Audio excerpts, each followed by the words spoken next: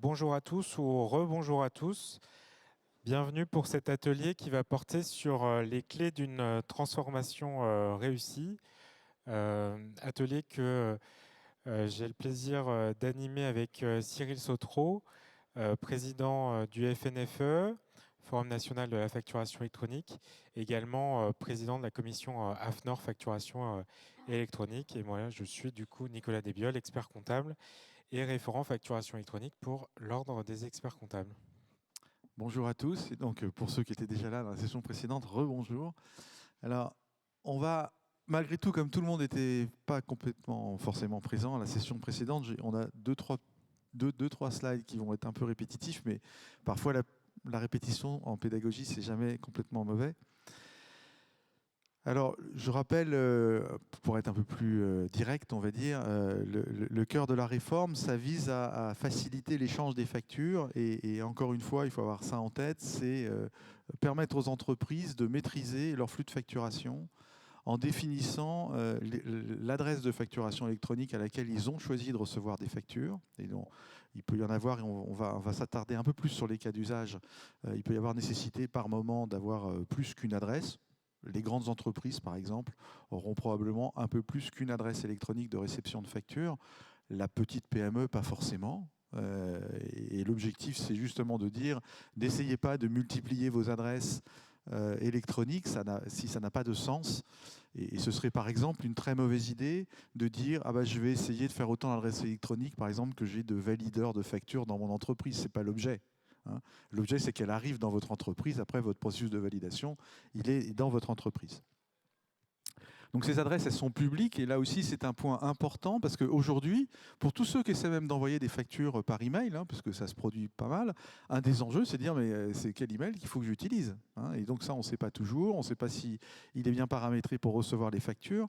Et donc le simple fait de dire ces adresses électroniques, elles sont dans un annuaire qui est public, c'est ce qu'on appelle un savoir commun, c'est-à-dire qu'on résout le fait qu'on n'a pas trop besoin d'essayer de connaître les adresses électroniques par ailleurs de ses clients, puisqu'elles sont dans un annuaire. Et en plus, comme elles sont dans un annuaire et qu'on pense que la plupart des entreprises, des petites entreprises n'en auront qu'une, eh bien, il n'y a pas de critère de choix, il n'y a qu'une seule adresse. Donc c'est celle à laquelle j'envoie mes factures.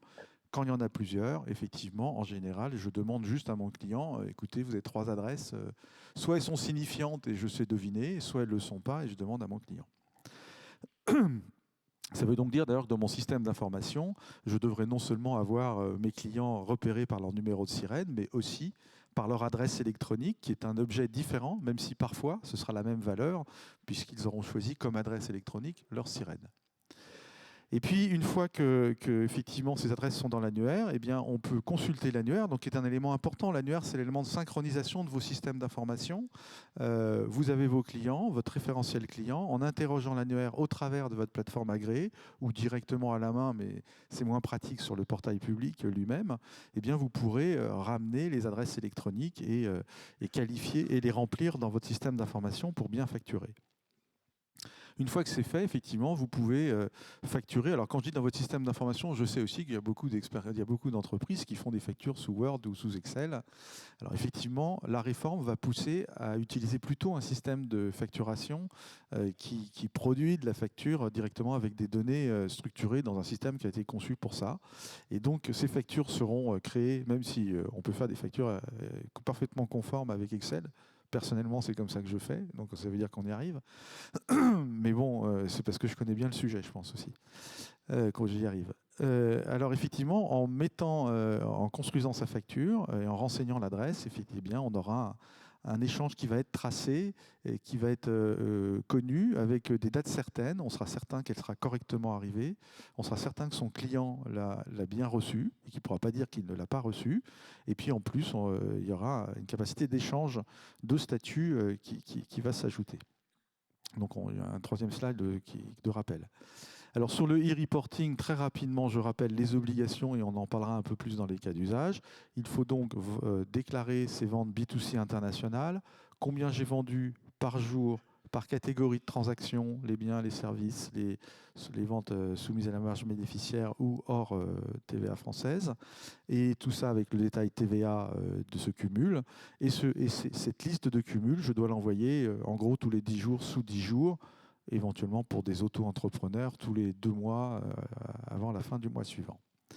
Ça, c'est pour tout ce qui est vente B2C. Les ventes B2B internationales, je dois fournir les informations qui sont dans les factures et les mêmes que celles qu'on fournit automatiquement sur les factures entre assujettis. Et ça souvent, ce sera vos plateformes agréées ou vos solutions compatibles qui sauront le produire. Et puis les acquisitions internationales qui sont la chose un peu plus subtile. Mais heureusement, on a réussi dans les discussions avec l'administration fiscale à réduire le périmètre. Puisqu'au début, je vous rappelle, ils demandaient toutes les informations de la facture, y compris les lignes, ce qui veut dire des fois saisir les lignes de facture, ce qui voulait dire saisir les lignes de facture sur ses achats, ce qui est pour le coup une énorme contrainte. Et ça a été effectivement, après concertation, supprimé. Donc aujourd'hui, on doit juste transmettre les émissions les données d'entête et de pied. En gros, qui a vendu à qui et quel est le total TVA en bas, voilà, pour faire simple. Alors le rappel du cycle de vie, important aussi, puis après on va rentrer dans le concret des cas d'usage, c'est effectivement la capacité à savoir précisément ce qui arrive à cette facture. À partir du moment où je l'ai émise, je l'ai passée à ma plateforme agréée, qui l'a placée à la plateforme agréée d'en face, qui l'a envoyée à l'acheteur. Donc tout ça est tracé et en tant qu'émetteur, je le vois et je le sais. Et en même temps, l'administration fiscale va recevoir un certain nombre de statuts qui sont le déposé, ça veut dire la facture est conforme, et donc on a envoyé les informations à l'administration fiscale pour le précomptage de la TVA. Rejeter, c'est qu'il faut oublier ce qu'on vient de faire. Refuser aussi, puisque le client peut refuser une facture si elle ne lui est pas adressée correctement, c'est-à-dire que ce n'est pas une facture pour lui. Et là, même conséquence, la TVA sera oubliée. Et puis après, il y a le dernier statut, qui est le statut encaissé, dont je vais parler juste après. Une fois qu'on a fait cette phase de transmission, on a une phase de traitement dans laquelle, là, il n'y a plus que 2 statuts dits obligatoires. Le premier, c'est si je refuse une facture, c'est-à-dire je considère qu'elle n'est pas pour moi, que je ne vais pas la comptabiliser de ce fait, je suis obligé effectivement de le dire. Et donc, je suis obligé de refuser la facture en tant que récepteur. Et ce refus va aller à l'administration fiscale qui va oublier la TVA qu'elle avait précomptée. Et du coup, la conséquence pour l'émetteur de la facture, ce sera de faire une annulation de cette facture chez lui, puisqu'effectivement, cette facture ne sera pas comptabilisée chez son client. Et donc là, la façon d'en sortir, c'est de faire ce qu'on appelle un avoir interne, c'est-à-dire vous annulez l'écriture de la facture et éventuellement vous refaites une facture parce que vous êtes trompé de client. Enfin, ce qui pourrait arriver de temps en temps dans les motifs de refus, c'est de dire, en fait, on est dans un groupe, vous avez facturé la filiale A, et c'était pas celle-là qu'il fallait facturer, donc c'est pas pour moi, filiale A, et donc voilà, je la refuse, et en tant qu'émetteur de facture, on va dire, ah oui, donc j'annule cette facture, et je refais une facture pour la filiale B qui devait recevoir la facture. Voilà un exemple, par exemple. On peut avoir un autre exemple de temps en temps de motif de refus qui peut être, alors que la facture n'est pas conforme complètement, parce que même si on fait beaucoup de contrôles tout le long, il y a des contrôles qu'on ne peut pas faire. Vous savez que la réglementation dit que vous devez mettre dans la facture un numéro de commande si votre acheteur vous l'a fourni préalablement à votre facturation. Alors vous voyez bien que c'est un contrôle conditionnel. Et donc ça, on ne peut pas automatiquement savoir si l'acheteur a préalablement fourni un numéro de commande. Donc on ne le contrôle pas. Par contre, l'acheteur, lui, il a le droit de dire, écoutez, il y a une obligation réglementaire, je vous ai donné un numéro de commande. Des fois, ils oublient de le faire. Mais je vous ai donné un numéro de commande préalablement, donc elle doit être dans la facture. Elle n'est pas dans la facture. J'ai donc le droit de refuser cette facture, de ne pas la comptabiliser, et vous allez la refaire. D'accord ? Donc dans ce cas-là, on fera une annulation de facture. On refera une facture avec un numéro de commande dedans. Donc voilà pour la partie refus. Ensuite, tous les autres statuts du côté de l'acheteur sont des statuts facultatifs, mais fortement recommandés dans le fonctionnement entre l'acheteur et le vendeur. Mais encore une fois, on a eu des questions juste avant, il y a certainement des petites entreprises qui n'iront pas dans le niveau de détail qui est là, alors que des grandes entreprises sont habituées à aller dans ce niveau de détail. Et donc, ce qu'on leur conseille, c'est de produire ces statuts à leurs fournisseurs parce que ça leur rend service pour savoir ce qui se passe sur leur facture. Et ça se termine par effectivement une validation ou bien alors un litige. Et puis une fois qu'on est passé ce stade de validation, eh bien une mise en paiement qui signifie qu'on va payer la facture à une date donnée ou qu'on a payé la facture et qui aide le fournisseur pour son lettrage. Et alors éventuellement on peut la suspendre aussi pour dire il me manque une pièce jointe et donc le système permet sans encore une fois que ce soit une obligation d'utilisation, permettre de renvoyer par exemple une information, une pièce jointe qu'on avait oubliée et qui était nécessaire. Et donc on peut le faire au travers de ces plateformes agréées. Donc tout est encore une fois fait pour que chacun le gère chez lui, pousse l'information en face et qu'il y ait un dialogue qui puisse s'organiser. Donc ça mettra du temps à être opérant, mais à terme ça permettra des échanges plus fluides. Et puis le dernier statut, c'est uniquement pour les factures à l'encaissement, sur lesquelles la TVA est à l'encaissement, où là c'est le fournisseur qui doit déclarer un statut d'encaissement à l'administration fiscale pour signaler que c'est le moment de précompter réellement la TVA sur cette facture. Et ce statut est aussi poussé à l'acheteur qui comprendra que c'est le moment où il peut déduire la TVA aussi, puisque c'est symétrique de part et d'autre. Et l'administration fiscale aura l'information pour savoir à partir de quand la TVA est déductible et la TVA est collectée. Exactement.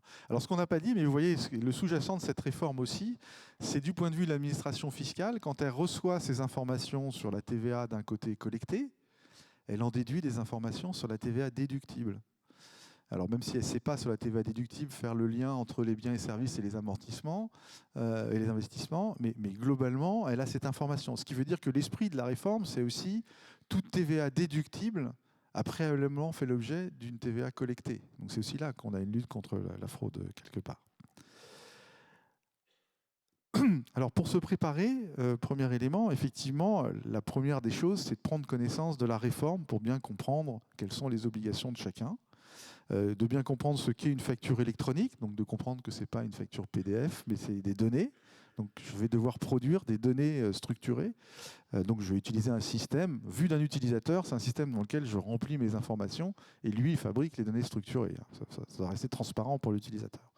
Et puis un conseil, c'est de parcourir les cas d'usage qui sont écrits dans la norme qui a le doux nom de XP Z12014. Donc vous allez sur AFNOR, vous tapez Z12 et globalement vous choisissez Z12014. Alors c'est un document qui est assez long, mais vous n'êtes pas obligé de tout lire, mais l'intérêt c'est de voir s'il y a des choses qui vous concernent et de voir comment ces choses qui vous concernent sont abordées. Ça vous aidera à les traiter, ça donnera des solutions et ça expliquera ce que fera précisément la plateforme agréée, quelles sont ses obligations à elle, quelles sont les obligations du vendeur ou de l'acheteur, hein, suivant le cas. Et donc ça éclaircit un peu plus la façon de fonctionner. Une fois qu'on a pris connaissance de ces choses-là, eh bien, l'objectif, c'est de regarder quels sont les écarts avec son propre fonctionnement. Donc, par quoi je suis concerné? Je ne vends pas à des particuliers. Donc, tout le volet B2C, e-reporting, ça ne me concerne pas. C'est déjà pas mal. J'achète peu à l'international. Ou par exemple, il faut que je sois vigilant parce que j'achète sur des plateformes d'achat, des marketplaces, et j'ai vu que de temps en temps, j'achetais à l'international sans m'en rendre compte. Et donc là, il va falloir que j'en prenne conscience de ça et que j'organise la façon dont j'achète pour faire attention, soit d'éviter d'acheter trop à l'international parce que ça me fait des contraintes en plus, soit d'être conscient que ça me fait des contraintes en plus et de le gérer. Quels sont mes outils de gestion? Comment je facture moi? Est-ce que j'ai un outil de facturation ou est-ce que je fais du Word et de l'Excel? Et mon expert comptable, il a quoi comme outil? Parce que tout ça va driver la façon dont je vais choisir une plateforme agréée qui peut répondre à mes besoins. Et puis enfin, quels sont les cas d'usage qui me concernent? Là, il y en a une quarantaine, vous n'êtes pas concerné par les 40. D'abord, il y en a qui sont vraiment dans les coins, et puis il y en a qui sont pour tout le monde. Et cette étape de l'audit est importante et on va voir les cas d'usage juste après, mais c'est vrai qu'elle est importante et c'est ce qu'on doit faire dès maintenant. C'est cet audit-là qui va vraiment définir le périmètre d'intervention. Moi, j'ai certains de mes clients qui me disent je facturais 2 ou 3 particuliers par an. Là, non, je vais les adresser à un revendeur et puis moi, je vais pas avoir cette contrainte-là, etc. Ça permet aussi derrière de voir les impacts organisationnels que tout ça va avoir. Et on parlait d'outils, les outils de gestion qu'on peut avoir. Et c'est vrai que c'est important de questionner ces différents outils, voir s'ils sont aux normes.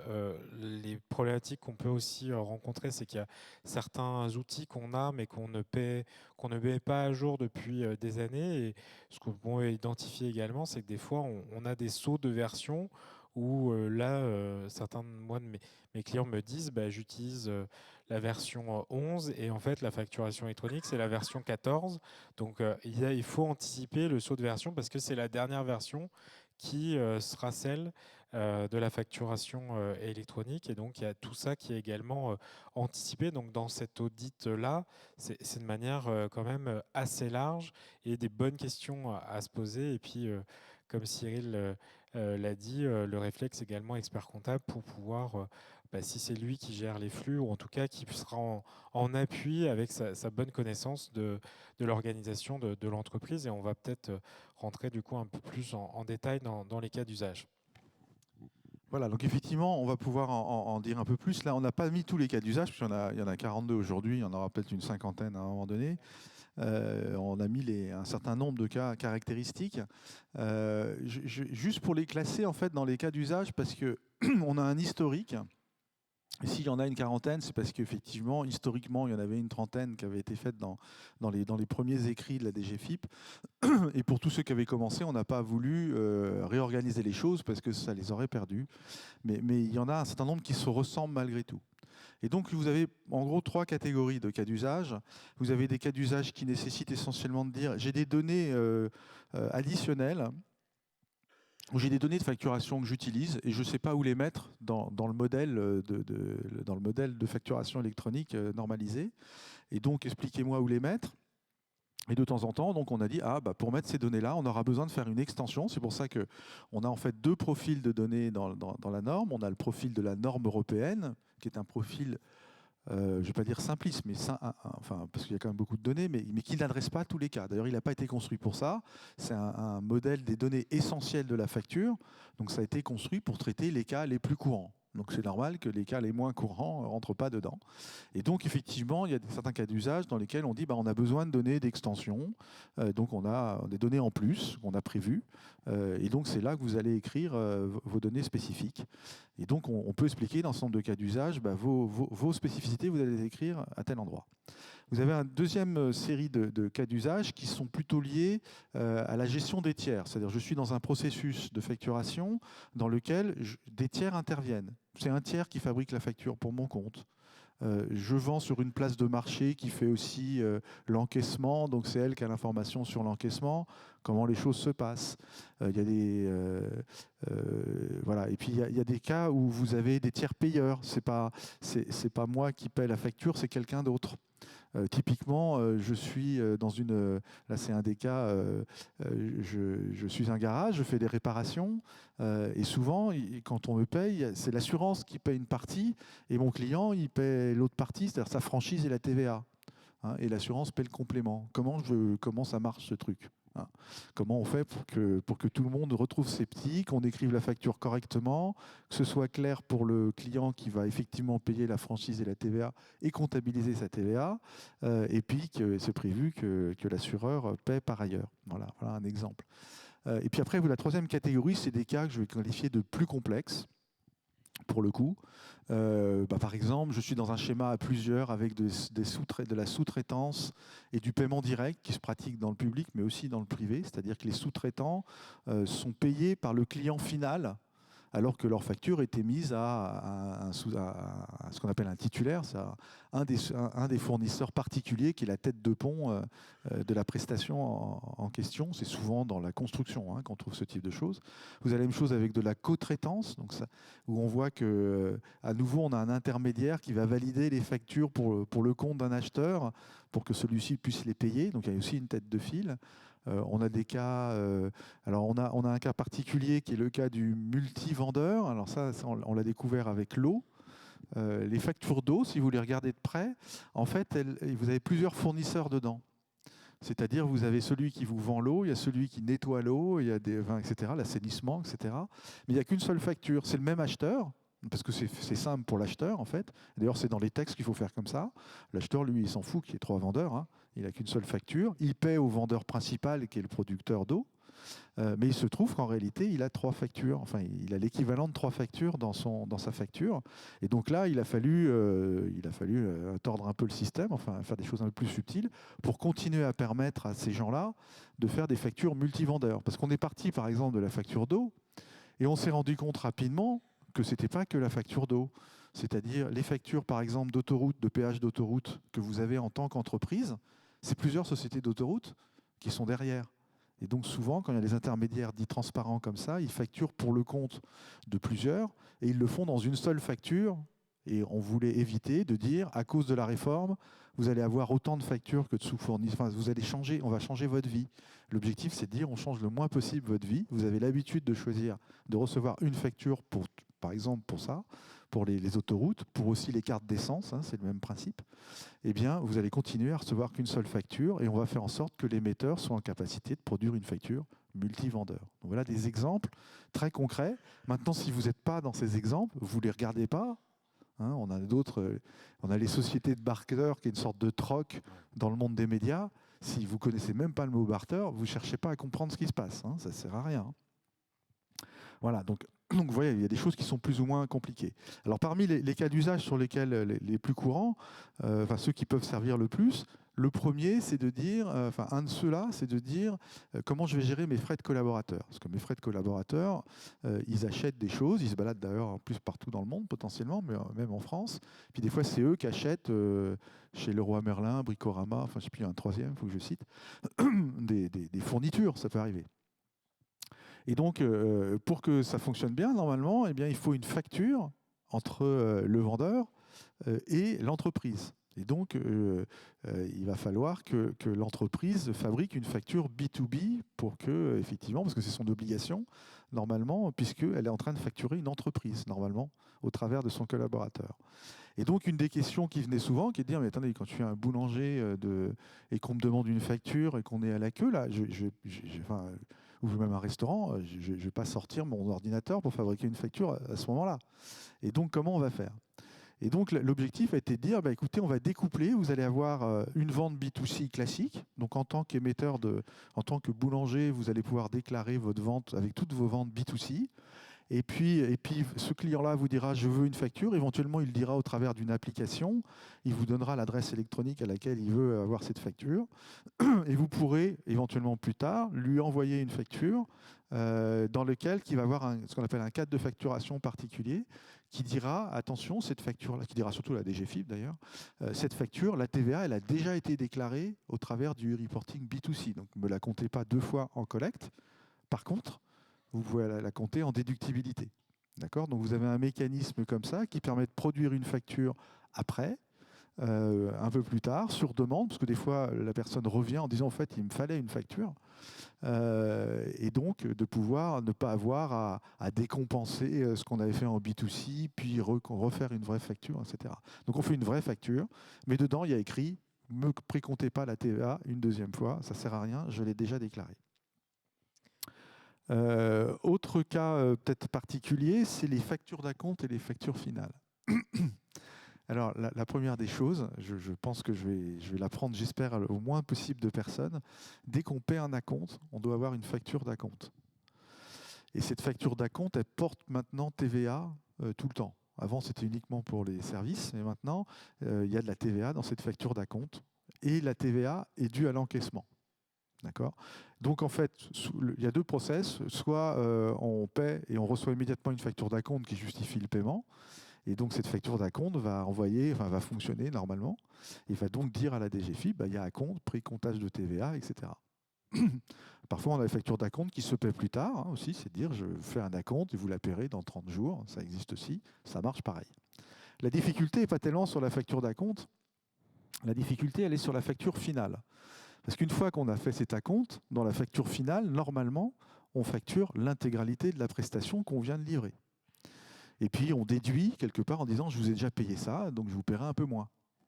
Si on fait ça sans faire attention, en fait, on va déclarer la TVA sur 100% de la livraison, puisqu'effectivement, on refacture l'intégralité. Et la TVA qu'on a déjà payée sur la facture d'acompte, il faudrait la déduire, parce qu'on n'a pas envie de la payer 2 fois ou de la comptabiliser 2 fois. Et donc, effectivement, on a expliqué comment on pouvait faire ça. Et la façon de le faire, ça a été de dire, vous allez mettre dans votre facture l'ensemble de votre vente, normalement, qui va se comptabiliser dans votre produit ou charge, suivant l'endroit où vous êtes. Et puis, vous allez avoir une ligne, vous pouvez avoir une ligne qui va être une reprise d'acompte, qui va être qualifié comme ça, qui permettra aux automatismes de comptabilisation de dire c'est grâce à cette ligne que je vais comptabiliser la reprise d'acompte. Et du coup, la TVA sera juste, puisqu'il y aura une TVA sur 100%, une TVA négative quelque part sur 30% de l'acompte, et donc vous aurez un pied de TVA qui sera exactement le vrai pied de TVA. Et de temps en temps, vous avez même des cas plus compliqués qui sont que la TVA dans la facture finale n'est pas la même que celle de la facture d'acompte. Et bien de cette façon, ça se traitera proprement. On reprendra la TVA de la facture d'acompte et il y aura la TVA normale qui aura été facturée sur la facture finale qui sera opérante. Donc voilà une façon commune de le faire.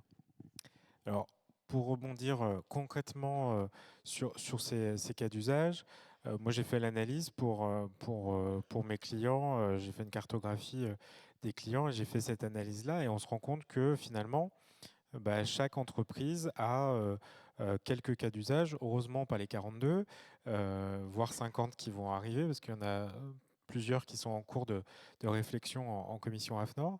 Mais finalement, on se rend compte que ils en ont chacun 4-5.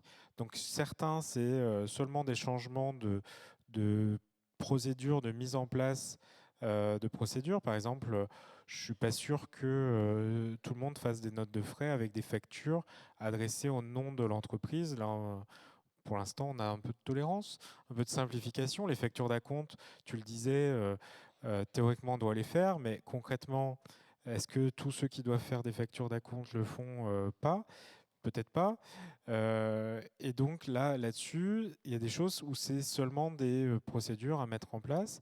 Et puis d'autres, on se rend compte en décortiquant ces cas d'usage-là que l'entreprise a des cas où un format étendu que Cyril évoquait va être exigé, etc. Et du coup, ça, c'est un cahier des charges à mettre en place pour la plateforme et une organisation, des paramétrages à mettre en place. Donc, pour la transformation réussie, c'est l'étude, et c'est pour ça qu'on passe du temps sur ces cas d'usage-là. C'est important de comprendre lesquels vont être utilisés et sont déjà utilisés par l'entreprise et les impacts que ça va avoir. Et c'est vrai que dans les différentes... dans la norme AFNOR, les différents cas d'usage sont vraiment détaillés. On sait derrière si ça exige un format étendu ou pas. Et derrière, ça permet de se préparer. Et donc, il faut vraiment, pour chaque entreprise, bien faire l'étude de ces cas d'usage-là. Et comme je vous le disais, finalement, on les voit, on dit bah non, je ne suis pas concerné. Et puis quand on gratte un peu, bah si, il y en a quand même au moins 5-6 pour chaque entreprise qui sont actuellement utilisés. Voilà. Et s'il y en a en plus, ce qu'on essaie de faire, c'est d'être au plus proche des besoins, et en fait du vocabulaire même de l'entreprise. Et là, on a fait à peu près tous les cas génériques, on a à peu près toutes les solutions, dit autrement. Et là, on a une deuxième phase de travail où l'objectif, c'est de dire, on va essayer de mieux contextualiser encore, de dire, vous êtes dans le secteur agricole, on va parler plutôt votre langage, vos problèmes, et vous dire quel est le cas d'usage qui vous concerne, parce que c'est pas forcément facile de le savoir comme ça. Donc, on essaie d'apporter plus de valeur pour que l'entrepreneur trouve des réponses par rapport à son besoin à lui direct et à son contexte. Donc ça fait partie des travaux qui sont en cours. Alors on va poursuivre un peu plus sur la préparation. Effectivement, on commence par se regarder soi-même.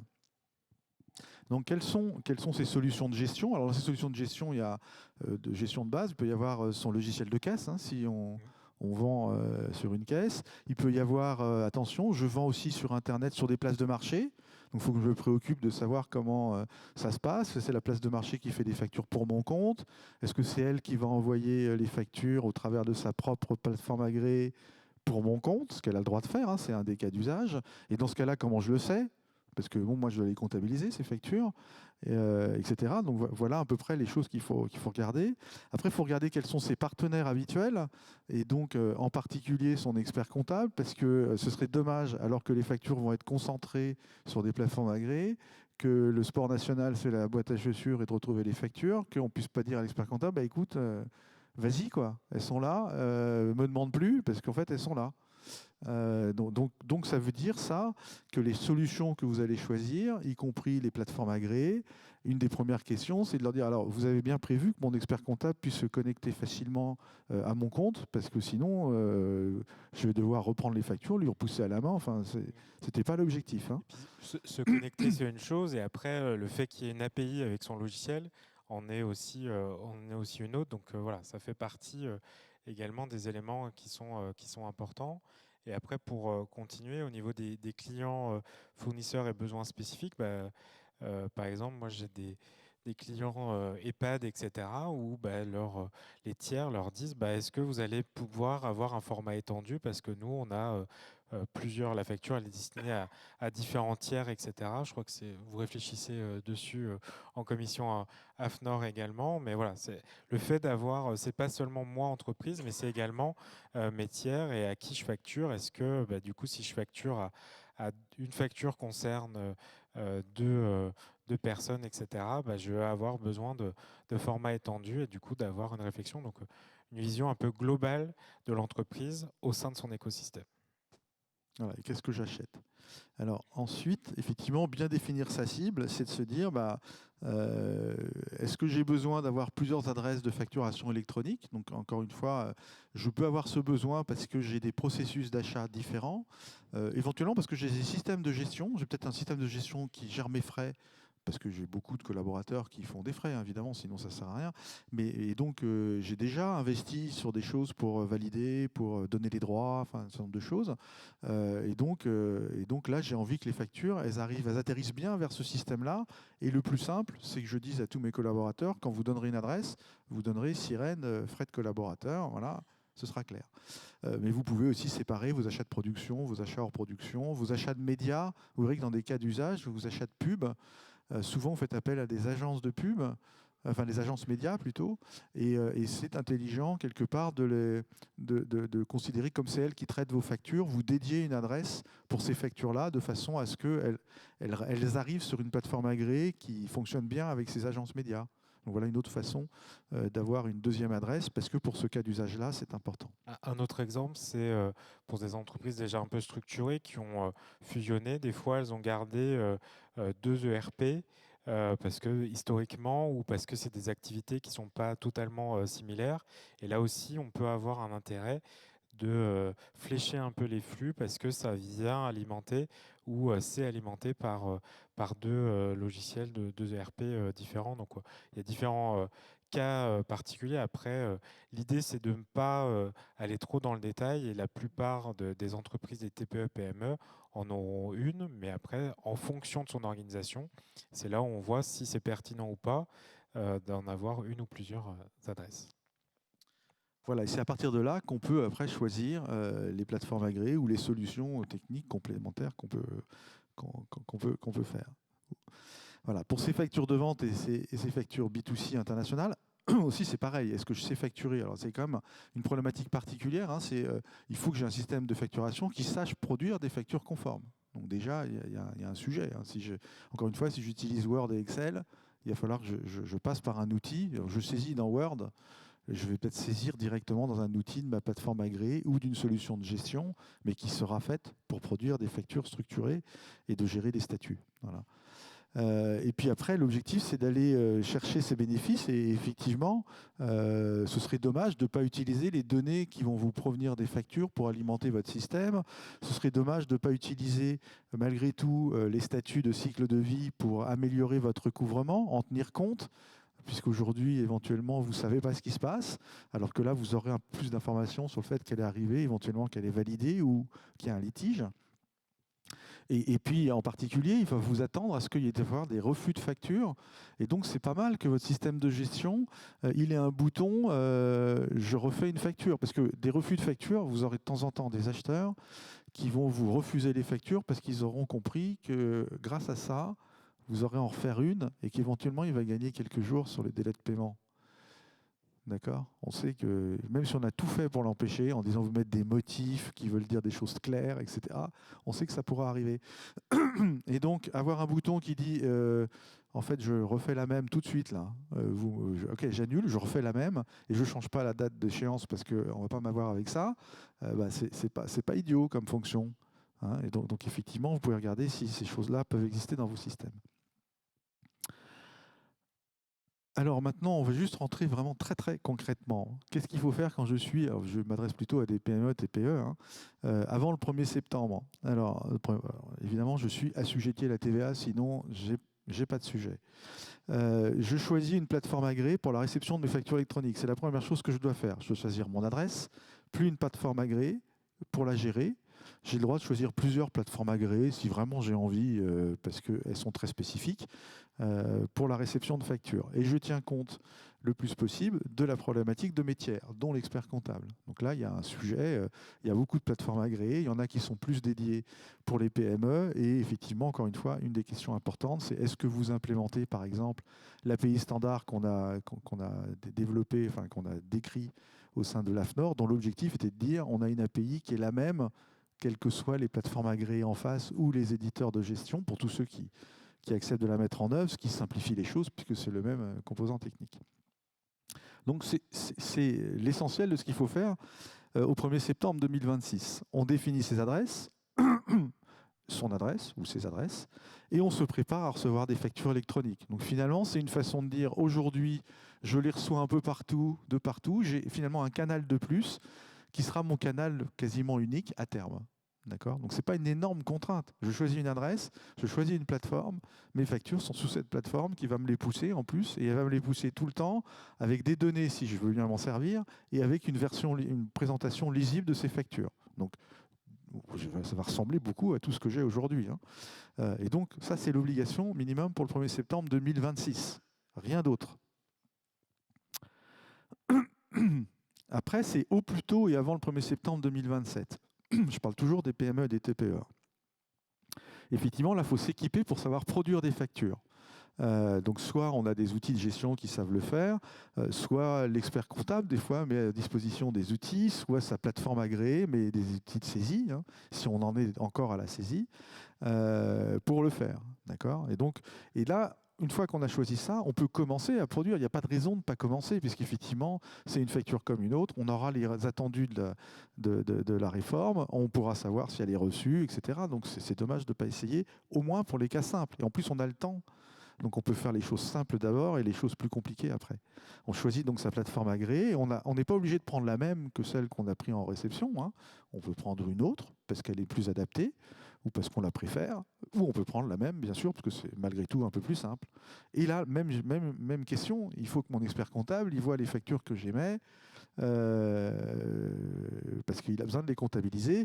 Et en plus, cette plateforme agréée, si elle est capable, en plus de gérer de façon unique mon reporting, en gros, je fais que des factures, y compris en B2C, je lui pousse tout ça, et lui, il sait faire le tri entre, je lui dis un peu ce qui est quoi, mais en tout cas, il va me faire les factures B2B, il va me fabriquer le reporting pour le B2B international, il va me fabriquer le reporting pour le B2C. Ça simplifie ma vie. Donc, ça fait partie des choses, vous verrez qu'il y a pas mal de plateformes agréées qui proposent des services.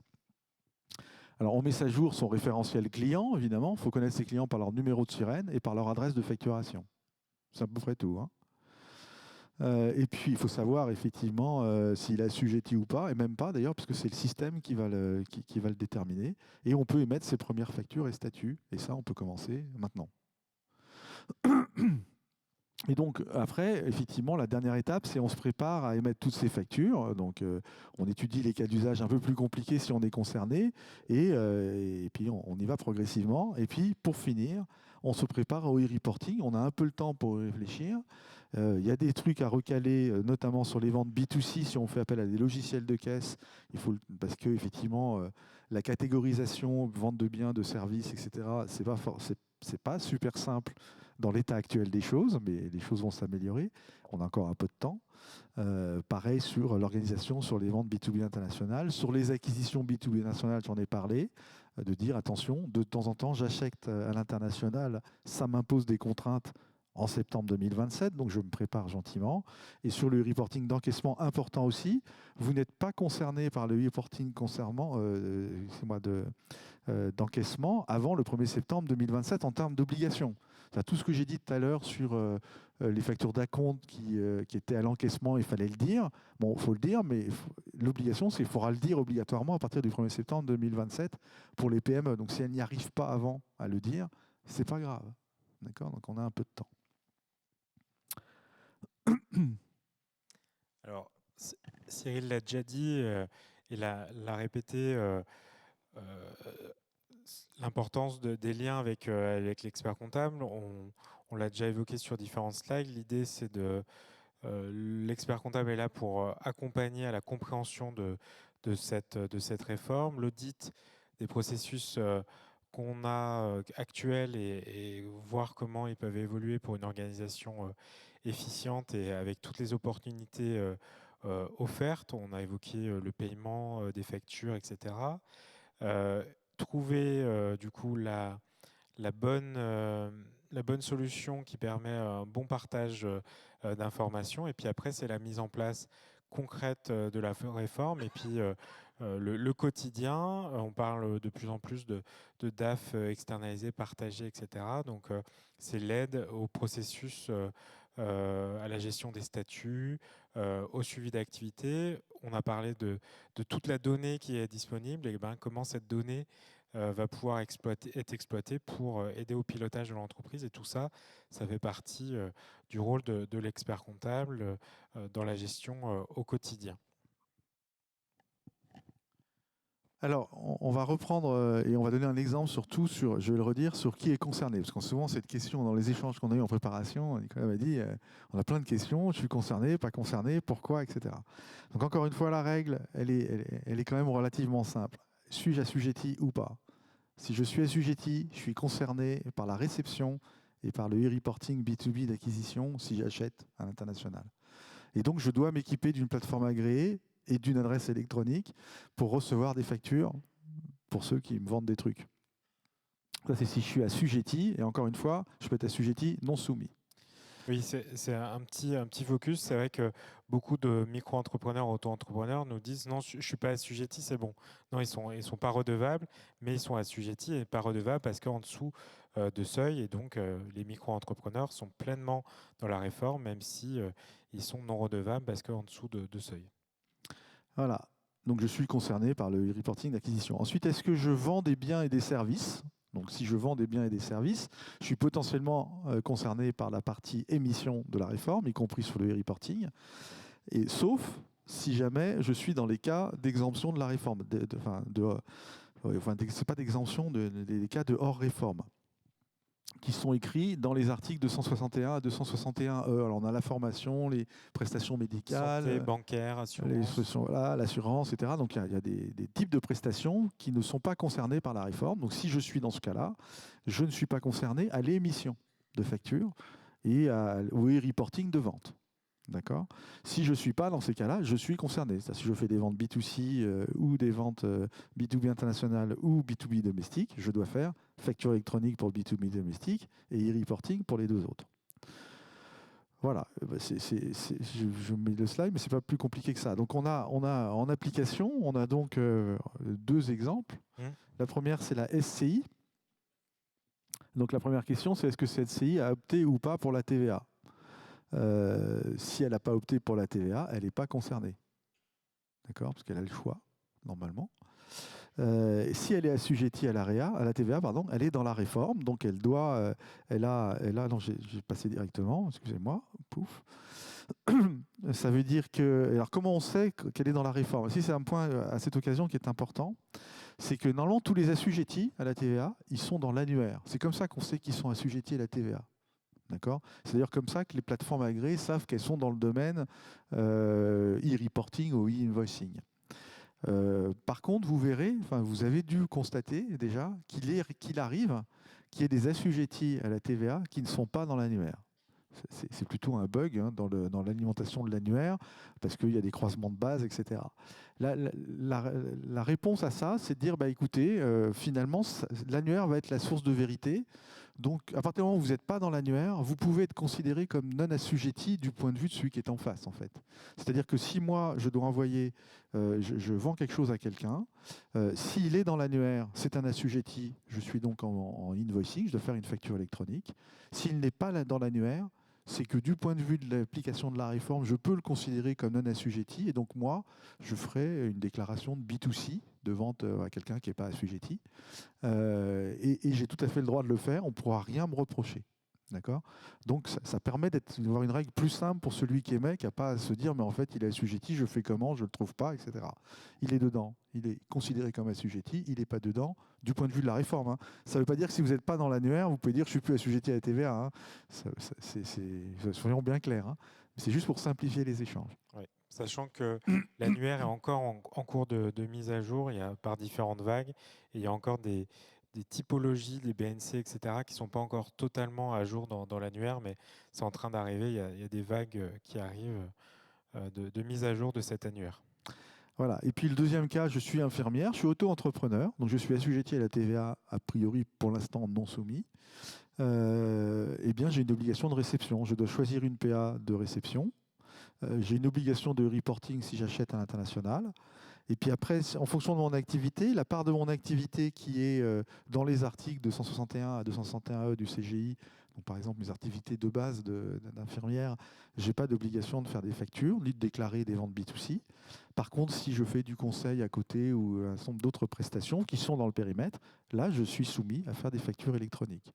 C'est pareil pour un chirurgien esthétique, il fait de la chirurgie classique, il n'est pas dans le périmètre, il fait de la chirurgie esthétique, il est dans le périmètre de la réforme, il fait une facture électronique. Voilà ce que ça peut donner effectivement en termes très pratiques. On a peut-être quelques minutes pour oui, quelques questions. On va prendre quelques minutes s'il y a des questions. Est-ce que je vois... Non, je pense que... Ah, Olga.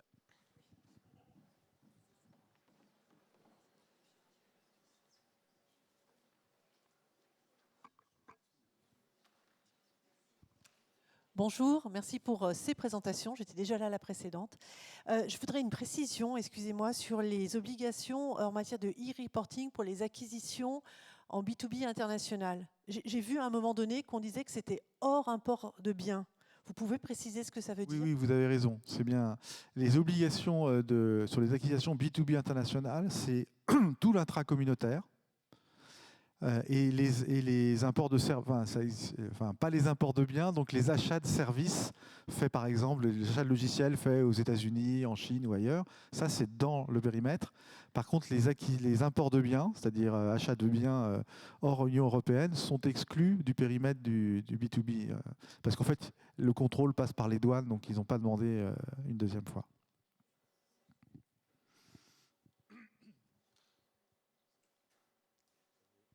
Est-ce qu'il y a d'autres...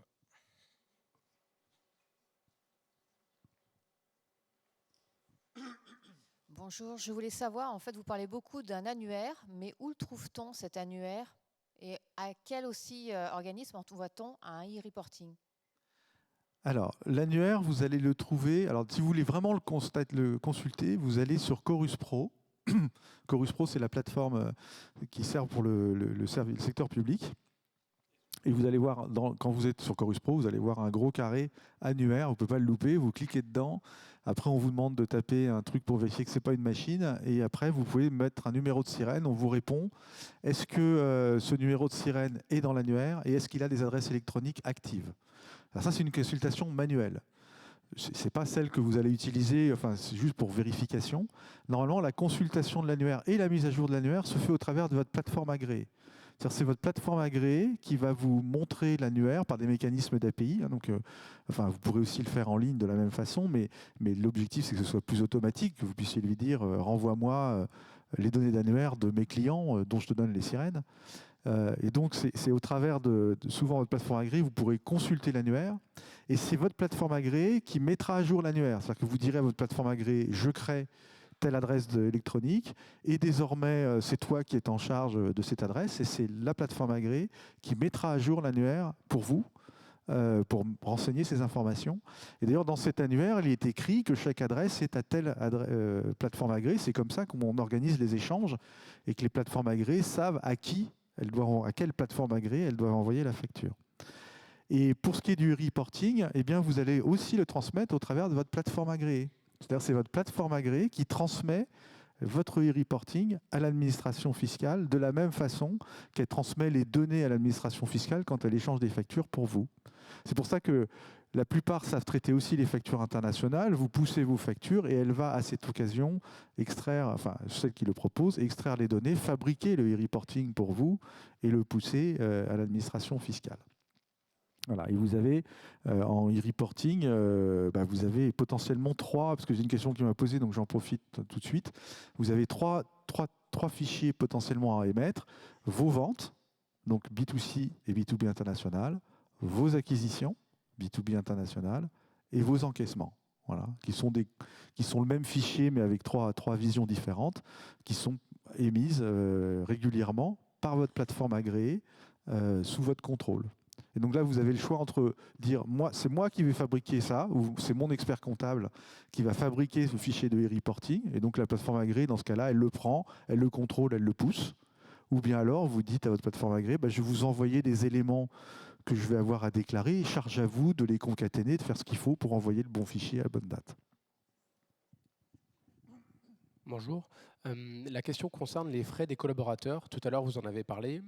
Pour un collaborateur qui récupère un justificatif de paiement type parking ou une facturette, parce qu'il ne demande pas une facture au nom de la société, derrière, il va faire une note de frais via possiblement un outil de note de frais.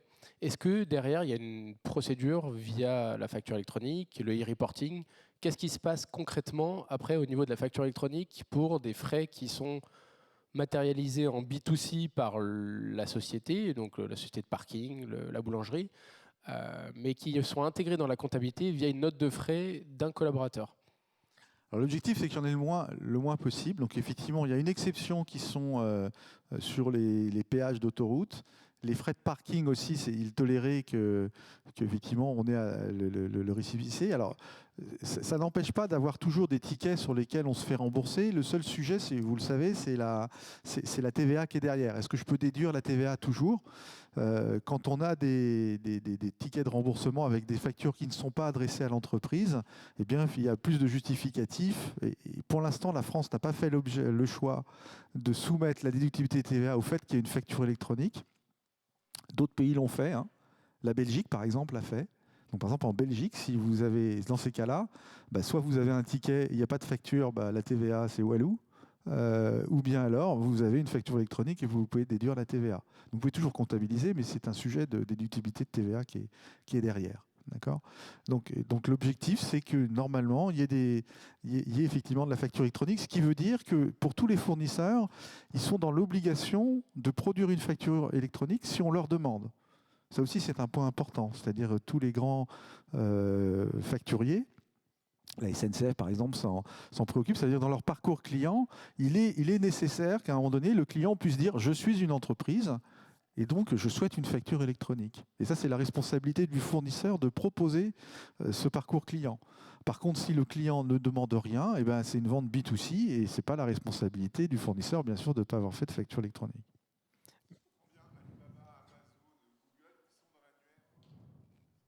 Alors, Alibaba, non. S'ils vendent en leur nom, pour ce qu'ils achètent. Quand on est dans l'annuaire, c'est les adresses de réception.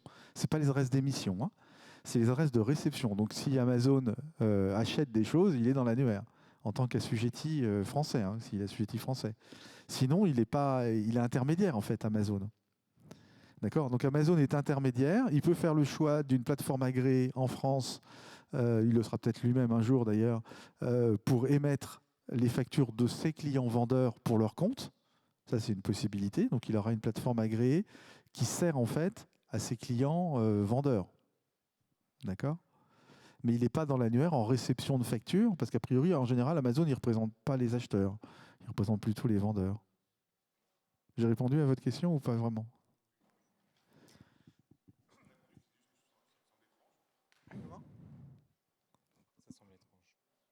Mais encore une fois, il faut voir c'est qui achète et qui vend. Hein. Donc Amazon, il achète peu. Enfin, il achète des trucs. Donc, si Amazon France, il achète fatalement des trucs, il aura une adresse électronique pour ses achats, ça c'est sûr. Puisqu'il achète des choses. on va devoir arrêter. On a déjà pris 10 minutes de questions. Merci à tous pour votre écoute. Et puis, comme vous l'avez compris lors de la présentation, l'important, c'est également d'avoir le réflexe expert comptable pour bien se préparer.